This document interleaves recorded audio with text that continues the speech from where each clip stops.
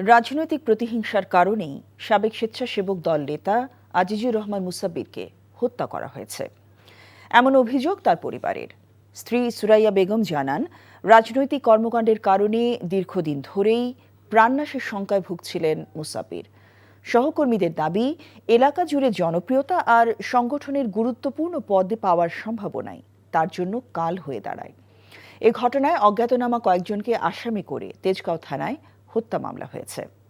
বিস্তারিত নাহিদ প্রিন্সের রিপোর্টে। রাজধানীর কাউরান বাজারের হোটেল স্টারে একটি অনুষ্ঠান শেষে বাসায় ফেরার পথেই হামলার শিকার হন স্বেচ্ছাসেবক দলের নেতা আজিজুর রহমান মুসাব্বির।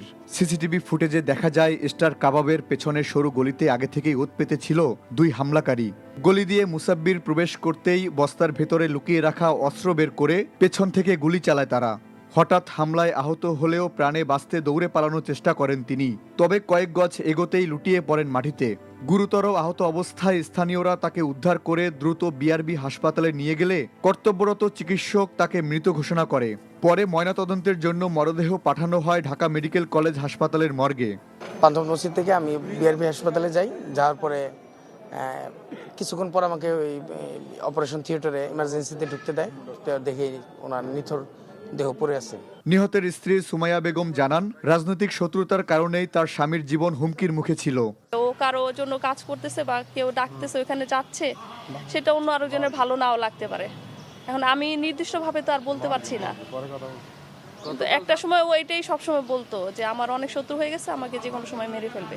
এদিকে সহকর্মীরা বলছে, এলাকা জুড়ে মুসাব্বির ছিলেন জনপ্রিয় ও সক্রিয় নেতা। স্বেচ্ছাসেবক দলের আসন্ন কমিটিতে গুরুত্বপূর্ণ দায়িত্বে আসার দৌড়ে ছিলেন তিনি অনেক জনপ্রিয় ছিলেন। তার অনেক জনপ্রিয়তায় হয়তো অনেকের হইতে পারে, ঈর্ষার কারণ হইতে পারে।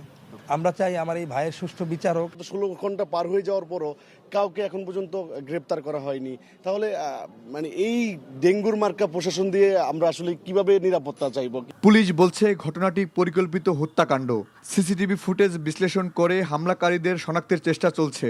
সিসি ক্যামেরা ফুটেজে যেটি দেখা যাচ্ছে যে যারা গুলি করেছে তারা সেখানে ওত পেতে ছিল আগে থেকে। তো এখন পর্যন্ত আমরা আসামি দুইজনের মধ্যে একজনের চেহারা একটু অস্পষ্ট হলেও আমরা পেয়েছি, তো তাকে আইডেন্টিফাই করার চেষ্টা অব্যাহত রেখেছি। আজিজুর রহমান মুসাব্বির স্বেচ্ছাসেবক দলের কেন্দ্রীয় সংসদের যুগ্ম সম্পাদক হিসেবেও দায়িত্ব পালন করেছেন। রাজনৈতিক জীবনে বিভিন্ন সময়ে হামলা ও কারাবরণের মুখে পড়লেও সক্রিয় রাজনীতি থেকে সরে দাঁড়াননি তিনি। Nahid Prince, NTV news, Dhaka.